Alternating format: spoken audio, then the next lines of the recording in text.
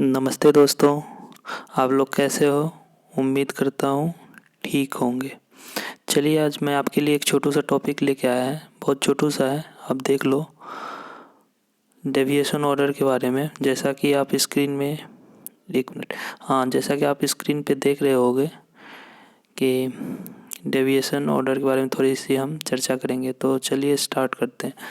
तो deviation order को short form में डीओ भी बोलते हैं, ठीक है, आप लोग सुना होगा। आप ये इसके बारे में थोड़ी जानकारी, साउंड नॉलेज लेते हैं, डिटेल नॉलेज बहुत नेक्स्ट वीडियो में देखते हैं।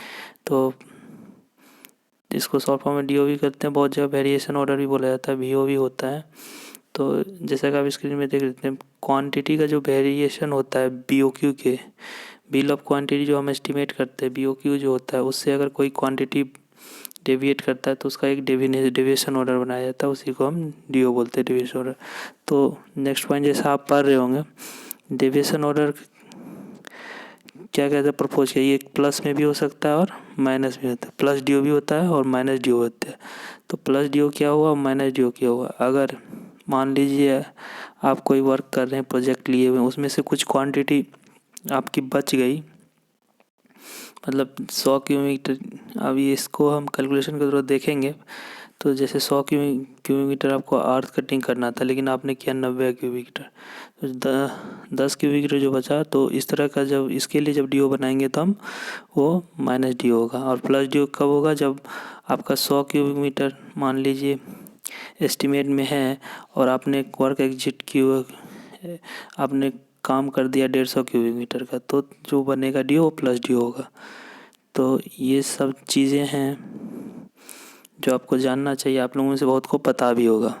तो जो नेक्स्ट जो डेविएशन ऑर्डर के बारे में, इसका मतलब क्या हुआ कि बीओक्यू, जो हमारा बीओक्यू जो बना है, जो भी आपने एग्रीमेंट किया, जो भी प्रोजेक्ट का जो टेंडर हुआ है, उसका जो बीओक्यू है, उससे अगर कोई भी क्वांटिटी, चाहे अर्थ हो, एग्जॉशन हो, सीमेंट हो, कुछ भी तरह का क्वांटिटी अगर डेविएट करता है, पीसीसी हो या फिर आरसीसी हो, किसी भी तरह का क्वांटिटी, तो उसका हम डेविएशन बनाएंगे। तो जो डेविएशन जो बनाएंगे उसी को डेविएशन ऑर्डर बोला जाता है। तो यही चीज़ हमने आगे लिखा है कि डेविएशन ऑर्डर मस्ट भी, मतलब बनता ही बनता है। ऐसा तो नहीं है, उसका कोई भी ऐसा प्रोजेक्ट होता नहीं है जो कि जितना बीओक्यू आपका अप्रूव्ड है उससे एकदम एग्जैक्ट एग्जीक्यूट हो जाए, कुछ ना कुछ ज़्यादा या कम होगा ही होगा। इसीलिए 99.99% प्रोजेक्ट में डेविएशन ऑर्डर बनता है। तो इसके लिए आपको जानना ज़रूरी होता है। अभी तो साउंड नॉलेज करेंगे, नेक्स्ट वीडियो में पूरा डिटेल में जाएंगे। तो चलिए नेक्स्ट, जैसा कि आप स्क्रीन पे देख रहे होंगे, एक मैंने छोटा सा आपका लाया है, अर्थ कटिंग का है। इसमें देखो, ये रोड वर्क के लिए, ये पढ़ो आप, अर्थ कटिंग करना है किसी भी तरह, ऑल काइंड ऑफ सॉइल के लिए, ठीक है। तो ये एच पर सी है, मतलब एच पर कॉन्ट्रैक्ट का जो एग्रीमेंट है उसके तरफ से क्या है, 9000 क्यूबिक मीटर हमको अर्थवर्क करना था, एग्जावेट करना था। रेट था हमारा 101 रुपया 85 पैसे, ठीक है, एक मिनट। तो रेट हमारा क्या था, 101 रुपया 85 पैसे, ठीक है। तो दोनों को मल्टीप्लाई कर गया तो हमारा अमाउंट बनता था इतने रुपये, ठीक है, 9,16,650 रुपये। मगर जब हमने वर्क एग्जीक्यूट किया तो हमारा अर्थ कटिंग जो जब हो गया 10,174.2 क्यूबिक मीटर, यानी जो हमारा ओरिजिनल बीओक्यू से जो था, तो यहाँ पे रेड कलर में मैंने लिख दिया एच पर वर्क डन। जो हमने वर्क डन किया, जो हमारा बीओक्यू में क्वांटिटी है, उससे कहीं गुना ज़्यादा हमने वर्क कर दिया। तो मुफ्त में तो करेगा नहीं कोई कॉन्ट्रैक्टर काम, तो उसको तो पैसे चाहिए। और बिना वर्क डन किए, मतलब बिना अर्थ कटिंग इतना किए, आपका वर्क आगे बढ़ेगा नहीं। तो नेसेसरी होता है कि हम दें, उसको पैसा मिलना चाहिए। तो इसीलिए हम ये ऑर्डर बनाते हैं। ये सिर्फ एक सैम्पल सा दिखा रहा हूँ मैं आपको समझने के लिए। नेक्स्ट वीडियो जब आएगा तो उसमें डिटेल से जाऊँगा, पूरा का पूरा एक रोड का ही एस्टिमेट कर दूँगा, ठीक है। एस्टिमेट करके उसमें डेविएशन दिखाऊँगा, क्या कौन सी क्वान्टिटी कितना हुई, ठीक है।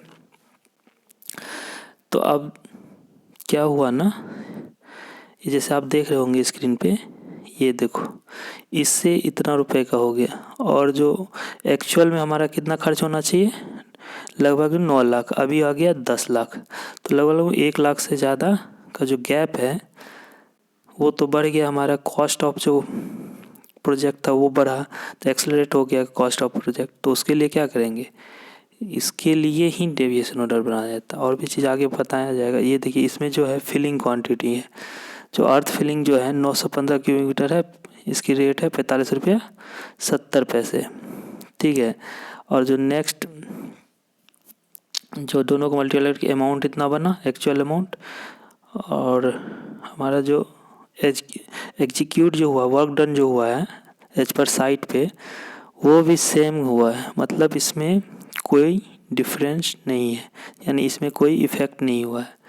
यानी हमारा जो डेविएट की हुई है यही क्वांटिटी है, और एग्जावेशन जो अर्थ वर्क इन एग्जावेशन सिर्फ डेविएट हुआ है। तो फिर ये इसका टोटल हो गया, ठीक है। ये जो क्वांटिटी एक्चुअल में वर्क डन है उसका ये पूरा समेशन हो गया। इसको जो माइनस कर देंगे दोनों क्वांटिटी को, तो जो एक्चुअल नेट इफेक्ट हो रहा है जो हमारा अमाउंट पे, ये हमारा नेट इफेक्ट हो गया। नेट इफेक्ट कैसे निकालें, जो हमारा डेविएटेड अमाउंट जो निकला है वर्क डन का, जो हमारा वर्क डन का अमाउंट है उसमें से एक्चुअल जो हमारा बीओक्यू के थ्रू अप्रूव था उस अमाउंट को माइनस कर दिए, तो हमारा ये नेट इफेक्ट हो गया। इतना रुपए का इफेक्ट पड़ा है, ठीक है। अब क्या है, इससे भी इसके बाद होता है कितना % तक आपको अप्रूवल, ये देख लो आप अच्छे से, ठीक है। अब नेक्स्ट हो जाता है, इसकी कुछ लिमिटेशन होती है डेविएशन की, ठीक है, कि कितना % तक आप ऑन साइट पे अप्रूव करवा सकते हैं। ऐसा तो नहीं है, अब जैसे मान लो 1 लाख का कोई प्रोजेक्ट तो नहीं हुआ है, एकदम माइनर, मान लो आप 1 करोड़ का कोई प्रोजेक्ट लिए हो। अब ऐसा तो नहीं है कि उसका 100% अब 50% इम्प्रूव कर दो कॉस्ट को, तो वो तो नहीं, 1.5 करोड़ का तो आप कर नहीं सकते हो। तो उसका भी एक है, जैसे अगर कुछ ऐसे चेंजेस हो गए जो कि आपके सर्वे में आया नहीं था, जैसे चेंज इन फाउंडेशन, जिस फाउंडेशन पे आपका डिज़ाइन हुआ था, मान लीजिए एक बिल्डिंग की बात करेंगे तो अब जो है रियल ग्राउंड पे जब हम काम किए, जब सॉइल टेस्टिंग हुई, तो पता चला वो फुटिंग नहीं होगा, पता चला मैट फुटिंग हो गई, तो क्वांटिटी डेविएट हो गई, ज़्यादा पैसे लगेंगे। तो अप टू उसमें ज़्यादा से ज़्यादा आप जो अगर फुटिंग चेंज होता है तो उसमें 25% तक आप डेविएट कर सकते हो, और एज पर आपका एग्रीमेंट, जैसा आपका एग्रीमेंट कहता है उस हिसाब से करो। एबव प्लिंथ लेवल, अब ये तो बिलो प्लिंथ लेवल हो गया, ये सारा 25% तक आप जा सकते हो, या इससे भी आगे जैसा आपका एग्रीमेंट में रहेगा उसके हिसाब से करोगे, लेकिन जनरल रूल मैं बता रहा हूँ। क्योंकि अगर सॉइल टेस्टिंग में आपका सॉइल का नेचर चेंज हो गया, तो जो प्रीवियसली जो ड्राइंग में डिज़ाइन दिया हुआ है फाउंडेशन का, वो तो चेंज होगा आपका। समझ रहे हो बातों को, छोटी सी बात है। फिर एबव प्लिंथ लेवल में क्या होगा, अप टू 10%, यानी लेस देन 10% आपका अप्रूव होगा, ठीक है। मान लीजिए कुछ काम बच गए तो लेस देन 10% में आपको निपटा दो। लेस देन 10% इसलिए क्योंकि इसमें कोई झंझट नहीं है, ये आपका बॉटम लेवल का जो स्टाफ होता है, मिडिल लेवल का स्टाफ ही आपको ये निपटा देंगे, ये मतलब अप्रूव कर देंगे। एग्जीक्यूटिव इंजीनियर हो गया या एसई वगैरह जो होते हैं, सुपरिटेंडेंट इंजीनियर, उसके लेवल पे आपका ये अप टू 10%, अप टू 10% मतलब क्या हुआ, 10% नहीं होना चाहिए, 9.99%, इतना तक अगर आप हुआ आपका डेविएशन, ये 9.99% कितना हुआ, जो आपका अप्रूव्ड अमाउंट है, ठीक है, उसका 9.99% तक होना। जैसे 1 करोड़ अप्रूव रहे तो उसका 9.99% तक आपको डेविएशन मिलेगा, और ये आराम से मिल जाएगा, ठीक है। अगर आपको वर्क बैलेंस बच रहा है, काम करने में कठिनाई हो रही है, नहीं ये चाहिए ही चाहिए, इतने क्वांटिटी होगी तभी पूरा होगा। जैसे हमको कुछ आरसीसी डालने थी, वो 10 क्यूबिक मीटर था बीओक्यू में, लेकिन हमको एक्चुअल में 12 क्यूबिक मीटर, 2 क्यूबिक मीटर हमारा डेविएशन हुआ, ठीक है। इसीलिए 10%। अब देखिए 10 से 20% तक जब जाएंगे हम डेविएशन, जो हमारा अप्रूव्ड अमाउंट है, तो उसके लिए स्पेशल कंडीशन हो जाता है। इसलिए चीफ इंजीनियर वगैरह एक कमेटी बनाती है, उसके थ्रू आपका अप्रूवल होगा। ये थोड़ा लेंदी प्रोसेस होता है और काफ़ी टफ होता है। ठीक है, फिर अब इसमें भी नहीं हुआ, इससे भी आपका काम नहीं चल रहा, मतलब काम पूरा नहीं हो रहा है। फिर एक लोचा है। क्या लोचा है? इसका मतलब जो आपका जो प्रीलिमिनरी सर्वे वगैरह हुआ था, जो आपका हुआ, वो समझ लो कि आपका ऐसे ही ऑफिस में बन के ड्राइंग हर चीज़ एस्टिमेट हुआ है, मतलब ऑन ग्राउंड पे देखा नहीं गया। तो फिर हम बहुत सारी जगह, मान लीजिए 1 करोड़ अप्रूव है, बोलिएगा 1 करोड़ रुपये में पता चला काम नहीं हुआ, बिल्डिंग नहीं बनेगी यहाँ पे, 1 करोड़ लग जाएगा, 2 करोड़ रुपया। तो फिर क्या हो जाता है, हमारा री एस्टिमेट स्टार्ट हो जाता है, फिर से री एस्टिमेट होती है, बहुत लेंदी प्रोसेस है। ठीक है, तो मेन हमको यहाँ तक सीखना है, ये वाला जो पोर्शन है, ये 10% वाला जो परसेंट बिलो 9.99% तक जहाँ तक अप्रूव होता है हमारा काम चलाने के लिए, ये हमें जानना है। इसी के लिए हम ये जनरली यूज होता है। ठीक है, ये भी आपका ये वाला जो हो गया, ये वाला जो हो गया, ये भी कम यूज होता है आपका, ये भी आपका कुछ कुछ प्रोजेक्ट में यूज होता है, ये वाला जनरली सारे प्रोजेक्ट में आपको दिख जाएगा। और ये भी एक्सेप्शन टर्म्स एंड कंडीशन है। ठीक है, तो मतलब कहने का मतलब क्या हुआ, हमारा जो डेविएशन हम बनाते क्यों हैं, ठीक है, तो समझ में आ गया होगा आपका। किसी भी प्रोजेक्ट के लिए अगर हमने जो हमारा जो BOQ है उसके मुताबिक वो काम नहीं हो पाए, मतलब मुताबिक नहीं, उस जो क्वांटिटी हमारे दी हुई है उस क्वांटिटी में हम वर्क एग्जीक्यूट नहीं कर पाए, यानी कि डेविएशन हो गया।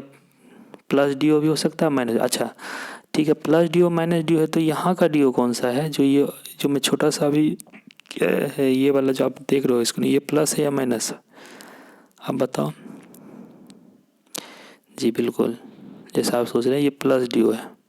प्लस DO क्यों है? क्योंकि इसमें एक्स्ट्रा वर्क हो रहा है, हमारा अर्थ कटिंग का क्वांटिटी ज़्यादा हो गया। यही मान लीजिए हमारा 9,000 है और हम एग्जीक्यूट करते 8,000 क्यूबिक मीटर, ठीक है, तो हो जाता क्या हमारा, तभी माइनस DO हो जाता। ठीक है, तो ये छोटी सी बातें हैं, आप लोगों से बहुत को पता भी होगा, नहीं पता है तो आप देख लो,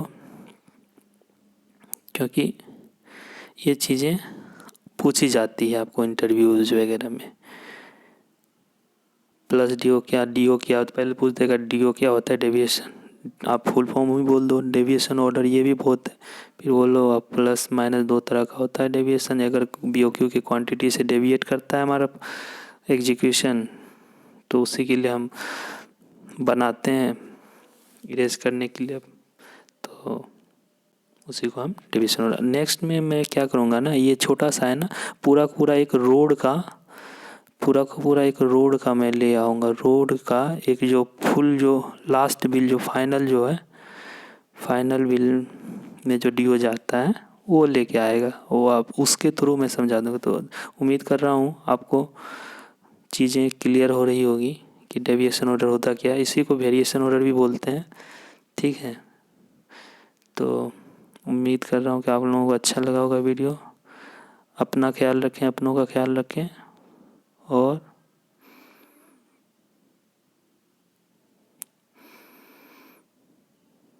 कुछ ना कुछ नया सीखते रहें। धन्यवाद।